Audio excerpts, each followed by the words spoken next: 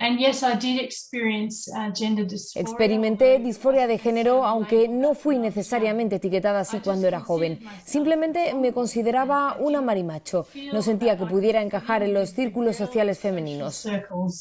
A los 10, 11 años más o menos tuve mi primer contacto con la sexualidad a través de la pornografía, y esto tuvo un gran impacto en mi mente de niño todavía. Y recuerdo que lo primero que experimenté fue mucha curiosidad por la anatomía masculina. Y de repente descubrí también una manera de conectar con otros hombres, con la intimidad de otros hombres, a través de la pornografía. Y me resultaba en aquel tiempo placentero. Así fue como llegué a la conclusión de que, pues, pensé que yo era homosexual. Me crié en un hogar disfuncional y mi padre maltrató a mi madre tanto verbalmente como emocionalmente. Por eso, a una edad muy temprana, llegué a pensar que hubiera estado más segura si hubiera sido un niño. Y esto fue anterior a que yo fuera a la escuela infantil y a que yo me montara en mi triciclo a recoger a mi novia porque nos íbamos a casar. Mientras observaba el maltrato entre mi madre y mi padre, o cuando provenía de mi padre hacia mi madre, me transmitieron el mensaje de que las mujeres eran odiadas. Las mujeres eran débiles y las mujeres eran vulnerables.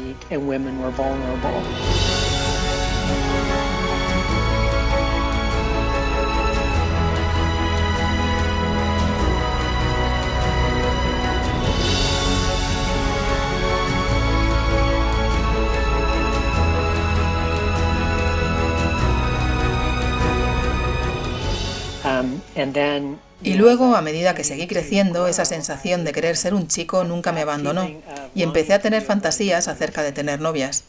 Después, entre los 10 y los 12 años, sufrí abuso sexual por parte de un miembro de la familia, lo que reforzó la idea de que las mujeres son débiles. Las mujeres son odiadas y las mujeres son vulnerables. Luego, durante la escuela secundaria, aún tenía deseos de ser chico. Fantaseaba con tener una novia. Y cuando tuve 16 años había comprado un coche y comencé a tener una doble vida. Solía salir y decir a mis padres que iba a un cierto lugar cuando en realidad tenía una cita con una chica y con ella me hacía pasar como un chico. Y entonces a los 19 años no pude sobrellevarlo más y me desesperé mucho en torno a esto. Pensaba y sentía una cosa, pero cuando me miraba en el espejo me decía otra. Así que finalmente comencé con las hormonas y me cambié el nombre y empecé a vivir como un hombre. Soy de Venezuela. Diría yo que mi infancia fue un poco bastante difícil. Desde los 5 años, desde que tengo uso de memoria, realmente llegó 5 años, pero creo que fue desde antes de eso, yo experimenté abuso sexual por parte de alguien cercano a la familia. Fue abuso sexual desde los 5 hasta los 12 años. Aparte de eso, mis papás se divorciaron cuando yo tenía 7 años. Mi papá desde muy pequeño me rechazaba porque yo era muy amanerado. De todos mis 4 hermanos, de los 4 que somos, en ese momento yo manifestaba amaneramiento, yo jugaba con muñecas, yo no quería cosas agresivas y mi papá me rechazaba directamente por eso. Así que desde los 12 años ya yo estaba realmente acostándome con muchísimas personas. A los 15 años ya yo estaba prostituyéndome, de hecho, y para mí estaba bien, porque ya me gustaba el sexo con hombres. Entonces, si aparte de gustarme, estaba recibiendo dinero por eso, entonces era como negocio. Les confesé que yo era homosexual. Ella me dijo, hijo, es que si tú nunca hubieses sido abusado sexualmente en la infancia, ¿serías tú homosexual? Y yo nunca me había hecho esa pregunta. Y yo dije, yo no sé la respuesta a eso, pero yo acepto hacerme la pregunta. Esto, quizás si yo nunca hubiese sido expuesto al sexo y al placer con hombres desde tan pequeño, tal vez yo no estaría acá. Tal vez yo no tuviera esta atracción por hombres. Y eso ahí como que fijó ese antes y después entre una atracción por el mismo sexo y una atracción indeseada por el mismo sexo. Entre mi padre y yo no llegó a establecerse nunca un vínculo padre-hijo estrecho. Eso repercutió en mí, no solamente mi relación con él, sino con mi relación en general con todo el mundo masculino. Yo, por ejemplo, odiaba los deportes, las peleas, el contacto físico con otros niños, con otros chicos, porque en realidad no sabía. Me sentía torpe, me sentía inferior a los demás. Hice amigos gays, salía a sitios gays, todo era gay, porque era dentro de ese ambiente donde me sentía cómodo. Fuera volví a estar como años atrás en el instituto. Yo encontré incluso chicos de los que me enamoré, tuvimos relaciones estables de años, y ambos conocíamos a nuestras familias. Mi familia les conocía, aceptaba mis relaciones, y sin embargo, yo no era feliz. No estaba satisfecho. Seguía teniendo interés en conocer a otros hombres, seguía pensando que podía encontrar algo mejor, una persona que me llenara más. Algo seguía sin estar bien en mi vida, en mi propia identidad. Era más fácil para mí salir con los chicos que con las chicas, pero con el tiempo, en vez de desarrollar mi atracción por los hombres, mi atracción en realidad se desarrolló por las mujeres y quería obtener su atención y su aprobación. Estaba bastante confundida con estos sentimientos de atracción por el mismo sexo y en realidad pensaba que si lo ignoraba durante el tiempo suficiente, simplemente desaparecería. Así que seguí la mayor parte de mi adolescencia como pude, dejando esta atracción al fondo de mi mente. Supongo que tenía unos 10 años cuando empecé a sentirme bastante diferente, sobre todo cuando jugaba a los deportes con los chicos y llevábamos pantalones cortos holgados y camisetas holgadas con el pelo recogido. Sabía y era muy consciente de que las chicas que jugaban dentro llevaban ropa más bonita que yo. Y también cuando la pubertad empezó a aparecer, empecé a odiar cómo se desarrollaba mi cuerpo femenino y realmente deseaba ser un chico. En los últimos años se ha producido un alarmante incremento masivo de niños y adolescentes que afirman haber nacido en el cuerpo equivocado. Ciertamente lo hemos visto en Australia, en Europa, Canadá, Estados Unidos, Gran Bretaña. Ha aumentado astronómicamente. Desde aproximadamente antes de 2010 no había nada en los medios de comunicación.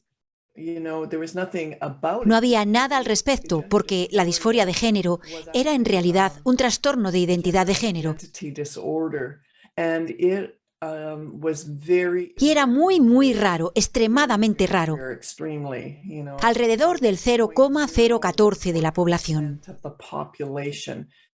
Si se piensa primero en la afirmación social, se toma a un niño pequeño que tiene la percepción de que ha nacido en el cuerpo equivocado y es alentado en eso por su familia, un miembro de la familia, o tal vez un maestro de escuela o un consejero escolar. Si ese niño adopta la identidad del sexo opuesto y cambia su nombre, cambia sus hábitos de vestir, y entonces es aceptado en su entorno, en la escuela y en casa, es muy difícil cuando ese niño se da cuenta que fue un error e intenta volver atrás. Ya hay un daño y ya hay un factor negativo en dejar el nuevo género percibido yendo al sexo biológico. Es muy difícil para el niño. Es un grado de daño kilométrico. Estamos viendo esta influencia debido a los medios de comunicación, porque es social. Los niños hablan juntos sobre los medios de comunicación y se cuestionan cuando nunca se han cuestionado si son hombres o mujeres. De repente les hemos metido ideas en la cabeza y los niños son muy susceptibles a la información. Lo absorben todo y empiezan a cuestionar sus pensamientos y sus sentimientos. Creo que los jóvenes tienen una cantidad abrumadora de información, sin embargo, está muy desequilibrada. El hecho de que la información sea popular y esté ampliamente disponible no la convierte en verdadera, y el hecho de que la información se exhiba y se hable de ella en nombre del orgullo y la inclusión no la convierte en verdadera. Los jóvenes que se cuestionan su orientación sexual o de género están simplemente a un clic de ser engañados y conducidos hacia un camino engañoso de sexualización y medicalización. No solo en Internet y en las redes sociales, también se alimentan nuestros hijos en los medios de comunicación y la educación desde una edad muy temprana. El uso excesivo de las redes sociales provoca dependencia, ansiedad, depresión y trastornos de la imagen corporal, especialmente en las niñas y adolescentes del sexo femenino. Internet permite a estos individuos encontrar una red de individuos que también son infelices, que también dijeron, creo que mi respuesta es que he nacido en el cuerpo equivocado. Ven a unirte a mi familia en Internet, te cuidaré, seré tu mejor amigo. E invitan a estos niños en Internet, y lo que sucede es que encuentran un lugar temporal en el que parece que han encontrado la felicidad por primera vez en varios años, y los atrae casi como una secta, por así decirlo. Es una población muy vulnerable de niños que buscan aceptación, algo que no consiguen en el colegio y a veces tampoco en casa. En particular, estas chicas jóvenes entre 13 y quizá 24 años están ahora transicionando. Eso es lo que está creando este aumento y mucho de eso viene de su participación en Tumblr y diferentes sitios de las redes sociales, donde se les anima y se les dice cómo hacerlo. Hoy es 14 de octubre del 2020 y esta es mi voz pre-testosterona. Hoy cumplo 1 año y 4 meses en terapia hormonal con testosterona. Siempre se me ha leído como mujer y la sociedad cuando ve mi cuerpo dice es una chica, punto y final. Y eso no me gusta. A causa de eso ya llevo unos meses como evitando la ropa ceñida y femenina. Me voy a dar mis hormonas femenines delante de vosotros. Hoy hace casi un mes que empecé con el tratamiento hormonal y no puedo estar más contente. Los datos indican que el 98% de los niños y el 86% de las niñas que experimentan cierto grado de incongruencia de género en la infancia volverán a aceptar la concordancia entre su sexo biológico y su identidad de género cuando pasen la pubertad. Al final de la pubertad, no al principio de la pubertad, sino al final de la pubertad. Y esto es bien sabido. Son datos de hace 30 años, son datos de hace 15 años y son datos del año pasado. Mi confusión de género desapareció con el tiempo y empecé a sentirme realmente más cómoda y asentada con mi cuerpo femenino a lo largo de mi juventud. La edición más reciente del Manual de Trastorno Mental, Diagnóstico y Estadística, volumen 5, más conocido como el DSM-5 de 2013, es la guía más utilizada por expertos de todo el mundo. Esta última versión dice que las personas que desean cambiar de género no padecen desorden o trastorno alguno, tienen disforia de género, lo que quiere decir que manifiestan una marcada incongruencia entre su género experimentado y su género biológico, pero no tienen ningún trastorno. Pero la realidad es que era un fenómeno muy raro y que era un trastorno mental. Luego, en el Manual de Diagnóstico y Estadística en 2014, se renombró a disforia de género, con lo que inmediatamente se le ha restado importancia y en lugar de seguir siendo un trastorno, ahora es disforia. Es un malestar. Todo el concepto ha salido de la nada. Ahora, la disforia de género sale de lo que se llama el DSM, el Manual de Diagnóstico y Estadística. Tengo uno aquí atrás. Lo muestro para que sepan que lo uso todo el tiempo. Ok, yo diagnostico. No tengo una consulta de asesoramiento excepcional. Y diagnostico más de 100 personas por semana. Así que la disforia de género surgió debido a este volumen. Sin este volumen, ni siquiera estaríamos hablando. Porque sin este volumen elaborado en 2013, todas estas prácticas médicas no se habrían desarrollado.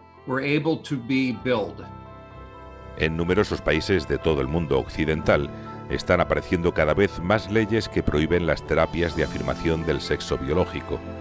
Las intervenciones hormonales y quirúrgicas para hacer la transición han pasado a ser la línea de tratamiento de niños y adolescentes que afirman tener disforia de género. El tratamiento médico es muy perjudicial y al detener la pubertad se detiene todo el proceso de las hormonas de la pubertad que crean las respuestas que el cuerpo biológico está esperando. Un cuerpo biológico masculino espera ver altos niveles de testosterona. Un cuerpo biológico femenino espera ver altos niveles de estrógenos. Cuando eso no sucede, los sistemas no maduran, permanecen inmaduros. El testículo y el ovario no maduran en otros órganos. Los huesos pierden calcio que no se puede recuperar. El cerebro no se desarrolla completamente como se esperaba porque no están las hormonas de la pubertad que corresponden al cuerpo biológico. Así que también el daño se produce a la larga con la esterilidad y la infertilidad debido a la incapacidad del ovario o el testículo para averiguar qué hacer. Y eso no suele ser recuperable. No lo sabemos. Se habla de que los bloqueadores de la pubertad son totalmente reversibles y la respuesta es que no lo son. Estos niños que son tratados con los productos farmacéuticos tendrán que soportar esos productos farmacéuticos el resto de su vida. ¿Por qué? Porque si dejan de tomar las hormonas, ¿qué sucede? El cuerpo vuelve a su género. Así que tienes un cliente de por vida. ¿Puedes imaginar estar en cualquier otro negocio? ¿Cualquier otra industria en la que tengas un cliente de por vida? Cuando a un niño se le dice repetidamente que si no hace la transición se suicidará, y eso es lo que se le dice en el grupo de compañeros, es un ejemplo contagioso. Se llama el efecto del tiempo y es un fenómeno de imitación, así que seguirán repitiendo estas cosas. Esto los padres tienen que tenerlo en cuenta y tienen que presionar por una evaluación psicológica. El niño no necesita bloqueadores de la pubertad. Deben sacar los bloqueadores de la consulta del médico y que ese niño reciba atención psicológica de algún trabajador de salud mental. Cada vez más investigaciones asocian el desarrollo de la identidad transgénero con trastornos psiquiátricos como el autismo y el TDAH. El estudio más importante hasta la fecha, de la Universidad de Cambridge, realizado sobre más de 600.000 personas, revela que las personas transgénero tienen de 3 a 6 veces más probabilidades de ser autistas. Si ya están dentro de la pubertad, no tiene sentido detener la pubertad. Simplemente se inician las hormonas sexuales. Y de nuevo, esto sucede generalmente en la primera o segunda visita en las clínicas, aquí en los Estados Unidos. Pasan por alto la evaluación. Nadie se detiene y pregunta, ¿cómo sucedió esto? ¿Por qué te sientes así? Sentémonos y repasemos tu historia de vida, tu historia de salud mental. Entrevistemos a cada uno de tus padres por separado. Entrevistemos a tus hermanos, a todas las personas que viven en tu entorno social y averigüemos cuál es la dinámica de las relaciones interpersonales. Eso hay que hacerlo en todos los casos. Cuando tenemos un niño que viene con un trastorno alimentario, anorexia nerviosa, eso es lo que se hace. La revista científica PLOS ONE en 2018 publicó el primer estudio sobre informes de padres de adolescentes que habían desarrollado una identidad transgénero después del inicio de la pubertad. Los investigadores concluyeron que el 63% de los jóvenes del estudio habían tenido uno o más diagnósticos de trastorno psiquiátrico antes de anunciar que eran transgénero. Casi la mitad se había autolesionado y el 50% había sufrido algún evento traumático en sus vidas, tales como el divorcio de sus padres, ser acosados o un abuso sexual. Más del 80% de los adolescentes eran chicas. Eso es exactamente lo que la investigación muestra. Que cada niño o adolescente con disforia de género tiene al menos un diagnóstico de enfermedad mental. Y muchas veces no son diagnosticados, a menudo es un trauma. Pero se trata de niños vulnerables que, en mi opinión, están en el punto de mira, son el objetivo y porque son vulnerables con frecuencia son el blanco social de la violencia. Pasé 11 años como parte del personal de psicología en el Departamento de Correcciones de Pensilvania. Comencé el primer programa de tratamiento intensivo del país en confinamiento solitario de larga duración. Y por lo tanto, en este ambiente acumulé más horas de contacto clínico y son algunas personas realmente malas las que están allí. Algunos hombres que cortaron los cuerpos de las mujeres, ya sabes, están ahí dentro. Así que he trabajado mucho con depredadores sexuales y luego hice los tratamientos a delincuentes sexuales durante años. Todavía me dedico a tratar a delincuentes sexuales. Si soy un depredador sexual, ¿a quién crees que quiero dirigirme entre todos los niños que hay? ¿A los niños que dicen, ah, ¿qué estás haciendo? Aléjate de mí. O a algún niño que no pueda entenderlo. Así que los que no pueden entender su propia intuición y sus propios límites son aquellos niños que ya han sido abusados sexualmente. Tienen dificultades con sus límites sexuales. Y los niños que están en el espectro del autismo, ellos son blancos fáciles. Según el último informe de violencia viral realizado en España, el 20% de los adolescentes de 15 años en la actualidad ha sido víctima de acoso y abuso sexual online. La organización Child Rescue Coalition advierte que más de 750.000 depredadores sexuales circulan por Internet extorsionando a niños para producir pornografía infantil. 1 de cada 10 menores envía mensajes, fotos o vídeos de contenido erótico y sexual personal a través del móvil por las redes sociales. Si tienes un niño de 10 años, si tienes una niña que te dice que a los 10 años se dio cuenta de que era bisexual, te diré lo que le pasó a esta niña. Alguien estaba preparando a esta niña. La introdujeron en la pornografía. Luego la introdujeron a ese concepto adicional de homosexualidad. Y luego la desviaron a la bisexualidad. Así que estás tratando con una niña que fue sexualmente manipulada y preparada. Y no es de extrañar que ahora esté confundida de género. Gender Mapper es un proyecto internacional que rastrea la aparición de nuevas clínicas de identidad de género. Según los fundadores, han documentado ya más de 300 clínicas de género pediátricas en Estados Unidos. Solo en la plataforma GoFundMe hay más de 39.000 adolescentes recaudando fondos para extirparse sus senos sanos. Les vengo a contar que estoy juntando plata para poder hacerme una mastectomía doble y estoy buscando premios porque voy a hacer una rifa. Próximamente me voy a hacer una mastectomía, así que quiero hablarles sobre esta operación. La mastectomía es un procedimiento quirúrgico para extirpar la mama completamente de esta zona. Como cada persona de su cuerpo puede hacer lo que quiera, yo voy a agarrar y me voy a extirpar estos senos horribles que tengo. He diseñado 3 modelos de camiseta y 3 modelos de tote bags para la campaña de mi mastectomía y he decidido hacer un sorteo por toda la buena acogida que ha tenido esta campaña. Según mis datos, de mis trans, por ejemplo, hace 30 y 25 años, la edad promedio de nuestras trans que venían a operarse era de más de 45 años.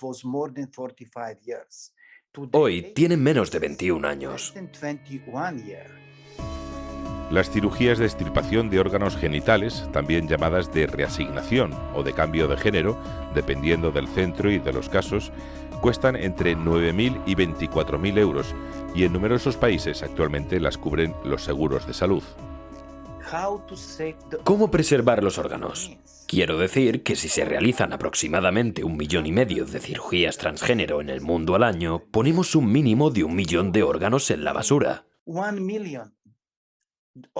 Órganos masculinos, testículos, ovarios y úteros ahí. Mi objetivo es crear un banco internacional y después usar estos órganos después de quitarlos para otras personas que están buscando esto. Cada vez salen a la luz más jóvenes arrepentidos de su proceso de transición, pero en numerosas ocasiones sucede cuando la cirugía ya ha extirpado pechos, ovarios, útero, testículos o genitales. Pero una de las peores complicaciones, una de las más malas complicaciones, que es muy difícil de tratar, es si se arrepienten. Si a una persona le pesa la transición quirúrgica de un género a otro. Y puedo decirte que ha empezado a incrementar en los últimos 10 años. Solo en la plataforma de Reddit hay más de 17.000 jóvenes arrepentidos que desean volver a su condición biológica natural. A lot of what drove me to transition in the first place was linked to a lot of mental health issues and a lot of stuff that I had going on. Nobody in the medical or psychological field ever tried to dissuade me to offer other options. There are so many overlapping or interlacing conditions that can be confused for gender, like for a need to transition, or can cause dysphoria, and going through the massive list that nobody ever really went over with me as a kid. Las asociaciones de apoyo a la de transición se multiplican por Europa, Estados Unidos y Australia. Por supuesto que hay efectos de las hormonas y efectos residuales, tales como la caída del cabello y la calvicie masculina. Mi voz sigue siendo un poco más profunda que la de la mayoría de las mujeres. Y para el vello facial pasé por una tremenda cantidad de electrólisis, así como el láser para quemar el pelo. En cuanto a los efectos del estilo de vida, me hice una mastectomía. Me sometí a una cirugía superior, la cual fue probablemente unos 4 o 5 años después de salir de este estilo de vida, y fui a hacerme una cirugía para reconstruir mi parte superior.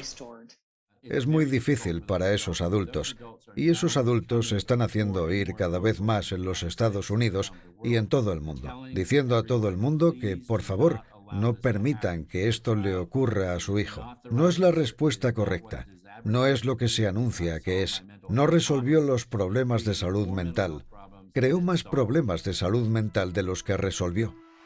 En varios países se han comenzado a frenar los procesos de afirmación de la transición. En Finlandia, las autoridades de salud han acordado nuevas pautas que establecen la psicoterapia en lugar de los bloqueadores de la pubertad y las hormonas sexuales cruzadas como el tratamiento de primera línea. En Suecia, la mayoría de las clínicas se han vuelto restrictivas con la terapia hormonal y en algunos estados de Estados Unidos, como Texas, comienzan a aprobarse leyes restrictivas para prohibir los tratamientos de afirmación de género en adolescentes.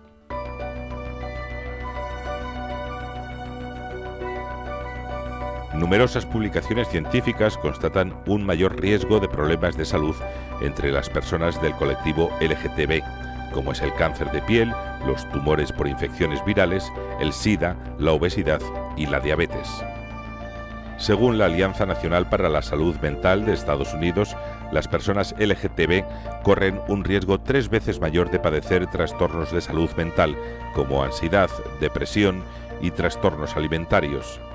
Y en la adolescencia, las personas lesbianas, gays y bisexuales tienen el doble de probabilidades que el resto de la población de consumir alcohol y drogas. En los últimos años, la práctica del llamado chemsex se ha popularizado en Estados Unidos y por toda Europa. El chemsex se define como el uso intencionado de drogas para mantener relaciones sexuales durante un periodo prolongado de tiempo. Está vinculado a hombres que tienen sexo con hombres. Una frecuencia del 10 al 15% entre la población de hombres que tienen relaciones sexuales con hombres es un porcentaje muy alto, Y si nos vamos a la población que tiene infección por el VIH, el porcentaje todavía se eleva. La gente que practica chemsex adquiere la infección por VIH 5 veces más frecuentemente que los mismos hombres que no utilizan el chemsex. Por lo tanto, la frecuencia de chemsex entre la gente con el VIH es muy elevada. En estos momentos, el chemsex es una amenaza real que pasa desapercibida, ya que se está convirtiendo en una epidemia imparable y silenciosa. El chemsex es ya de hecho un problema de salud pública. Un problema de salud pública al que seguramente no se le presta suficiente atención todavía. Este es si queremos, un nuevo perfil de usuario de drogas que no coincide con aquella imagen del usuario de drogas de los 70, de los 80, de heroína, debajo del puente, mal tirados. No, son gente más sofisticada, que lo vive de una manera diferente y que por lo tanto ellos mismos tampoco tienen la impresión de ser adictos. Sin embargo, la paranoia, la psicosis, la depresión y el suicidio asociado comienzan a alertar a las autoridades sanitarias de muchos países. El consumo de chemsex tiene asociados dos problemas de salud en orden distintos: el biológico, médico, y el psicológico. A nivel médico, ¿cuáles son los principales problemas? La adquisición de infecciones, y ahí pues, hay que sacar el VIH y todas las demás enfermedades de transmisión sexual o que se transmiten por vía sanguínea, porque formando parte del chemsex puede haber también el consumo de drogas parenterales, de drogas intravenosas, y eso permite la transmisión pues, de los virus de la hepatitis y de los virus de transmisión sanguínea. Pero luego además el consumo repetido de drogas, como todas las adicciones, lleva asociados trastornos psicopatológicos en las personas que lo consumen. Yo nunca me he drogado, ni he fumado ni siquiera. Y bueno, era un chico que tenía relaciones largas, de años, estables. Y había más conocidos que también eran como yo. La pornografía, como pasa en la vida de muchos hombres heterosexuales también, me acompañó durante muchos años. Incluso cuando yo tenía pareja estable, seguía necesitando consumir pornografía. Cuando fui a la universidad me atrajo la compañía equivocada y eso estimuló mi curiosidad, mi naturaleza exploradora, y esto me llevó a involucrarme en relaciones que no eran saludables y finalmente me metí en relaciones lésbicas. El tiempo me reveló que no estaba satisfaciendo la necesidad que realmente ansiaba. De hecho, comencé a experimentar una ola de relaciones promiscuas que parecían decepcionarme y atraparme continuamente. Y en mi desorden yo también los defraudé, y la vida gay no parecía ser tan divertida después de todo. Mi búsqueda del alma gemela me hizo sentir profundamente herida, decepcionada y sola. Yo me había aceptado como gay cristiano. Ya yo había estado expuesto a una teología que hoy día considero más bien herejía, disculpa el que se ofenda, pero decían cosas como, bueno, Jesús dice, ama a tu prójimo como a ti mismo, y prójimo es prójimo aunque sea hombre. Y yo decía, bueno, eso es lo que me pasa a mí, yo amo a mi prójimo, pero mi prójimo es hombre. Decían cosas que Jesús nunca condenó la homosexualidad, cosas por el estilo, pero que al final lo que buscaba era alinear lo que sentía, alinear la palabra a lo que sentía. Entonces era un tema de acomodar la palabra para que se ajustara a lo que yo sentía, y en mi esfuerzo de tratar de hacer las paces entre lo que creía y lo que sentía, decidí aceptarme como gay cristiano, pero yo sabía que eso no era, porque al final de cuentas seguía en la misma situación, seguía estando adicto a la pornografía, a las aplicaciones, al sexo, todo. Pasaron los años, me convertí en un hipócrita. Me convertí en esa persona que dice, bueno, ya, sí, yo cambié, yo decidí por Cristo, yo ahora entiendo lo que dice la palabra, y de mí no me gustan los hombres, ya yo no ando en esas cosas. Era mentira. Yo salía de la iglesia y yo me iba a acostar con hombres, yo salía de la iglesia y iba a ver pornografía, iba a hacer cualquier cosa, y luego volví el domingo de nuevo con mi cara bien lavada, tratando de ser un buen cristiano.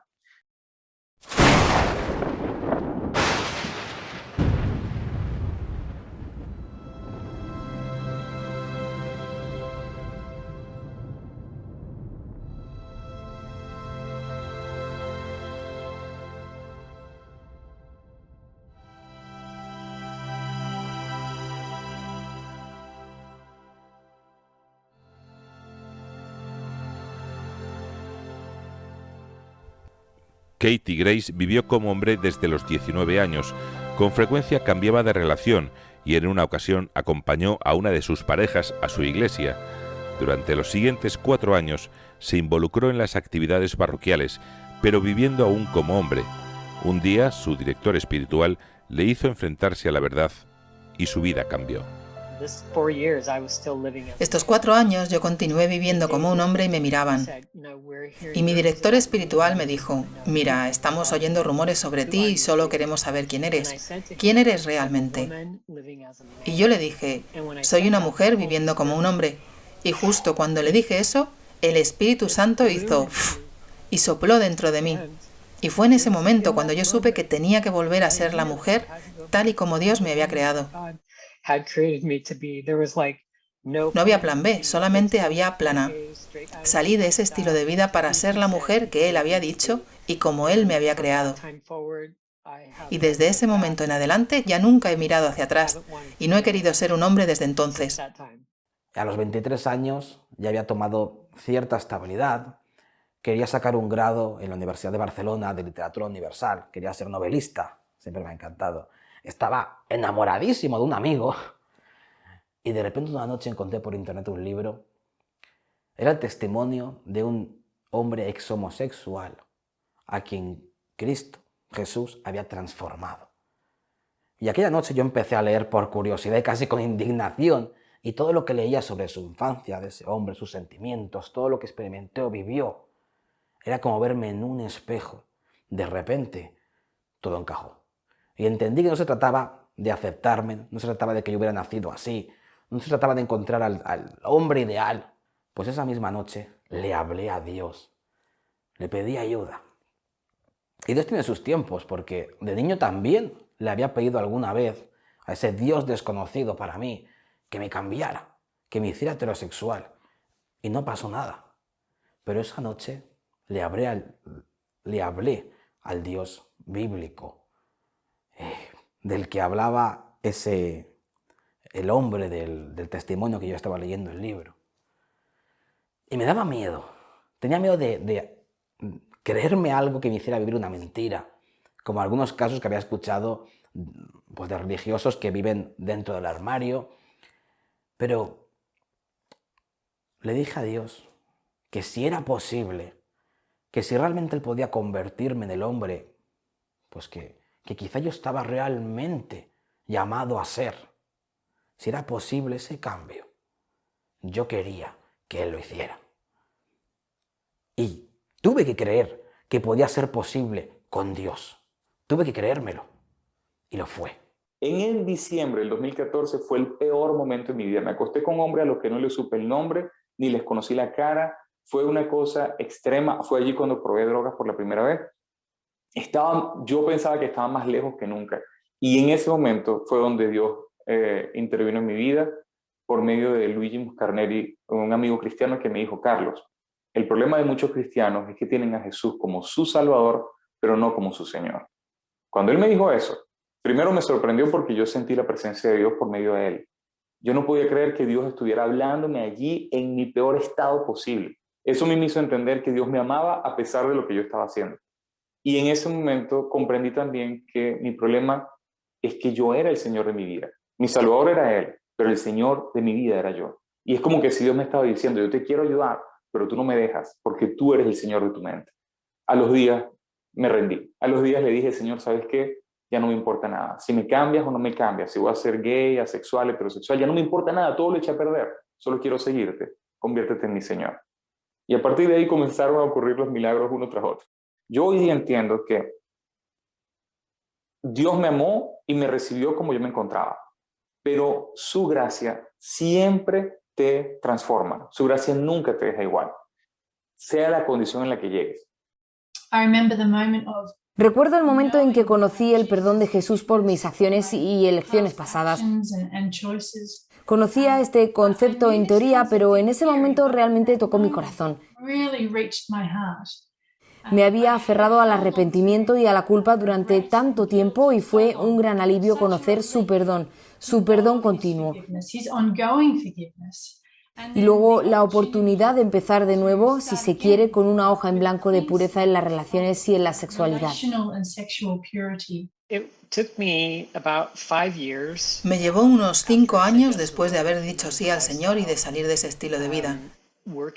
Trabajándolo, y no solo eran los momentos físicos, sino también los emocionales. Y mis pensamientos y mi sistema de creencias, lo que tenía que ser superado. Tuve que luchar con la creencia de que las mujeres son buenas y tienen algo que ofrecer, que las mujeres son valiosas y tenemos una voz, que somos importantes y que ser una mujer es bueno, y comprender que había un lugar para mí como mujer. Dios creó los hombres y las mujeres, y son opuestos y complementarios, y hay un propósito para ellos, que es crear una nueva vida. Y hacer cualquier cosa que interrumpa esto es ir en contra del plan que Dios tiene para la humanidad. Nuestra esperanza, para mí y para muchos, está en Dios. Y creo que hemos sido creados hombre y mujer. Y eso justamente lo afirma la biología. Pero la esperanza que tenemos es cómo rezamos por nuestros hijos, sin importar la dirección que tomen en la vida. Mi hijo mayor estuvo llevando una vida gay durante 11 años y lo dejó porque no le gustaba en lo que se estaba convirtiendo. Empecé a verme a mí mismo de otra manera, a aceptarme realmente como hombre. Acepté que no tengo que ser como otros para ser hombre. Lo soy tal como Dios me ha creado. No tengo que ser un boxeador, no tengo que ser un futbolista, un atleta. Y ganando seguridad en mi propia identidad empecé a relacionarme también, a crear relaciones sanas con otros hombres heterosexuales. Así que al llegar a Cristo, para mí fue muy liberador poder relacionarme con otros hombres heterosexuales, poder sentirme uno más de ellos, y eso fue clave. Y después, cuando me asaltaron dudas, miedos, porque llegan miedos, ya que todo el mundo, todo tu entorno, familia, los medios de comunicación, los supuestos profesionales de este país, te dicen que no es posible cambiar la sexualidad, que te vas a hacer daño, que no te va a ir bien. Entonces, cuando todas esas dudas venían de mi mente, fue clave verme como Dios me ve, como el hombre que Él creó, que Él planeó desde el principio de la creación que yo fuera. Cambiar no es imposible, tú puedes cambiar, pero realmente tienes que quererlo. Si mantienes un pie buscando ese estilo de vida, si mantienes un pie con tus amigos LGTB, no puedes, no funciona. Ambos pies tienen que estar en la verdad. Tienes que ver a Dios, tienes que querer la verdad, tienes que bañarte en la verdad. Y voy a ser honesta, hay partes que fueron difíciles, fue duro. Sin embargo, soy libre. Ahora la paz, la esperanza, la alegría que tengo de vivir todos los días como Dios me creó es tan valiosa. Soy tan libre de tantas cosas que la lista es larga.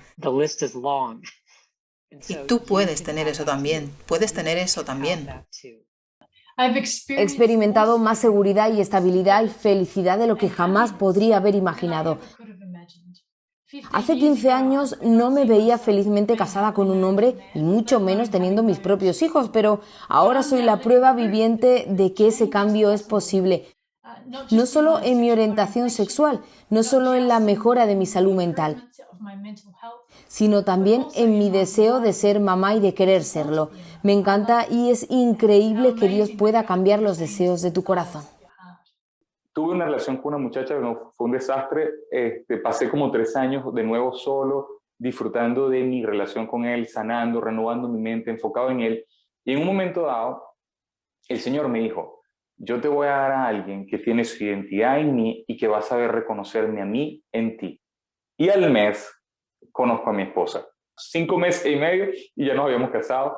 Y fue una relación, primero una atracción espiritual, fue con reconocer a Dios en el otro, luego una conexión emocional. Y el primer beso, porque no nos dimos ni un beso, el primer beso nos lo dimos en el matrimonio.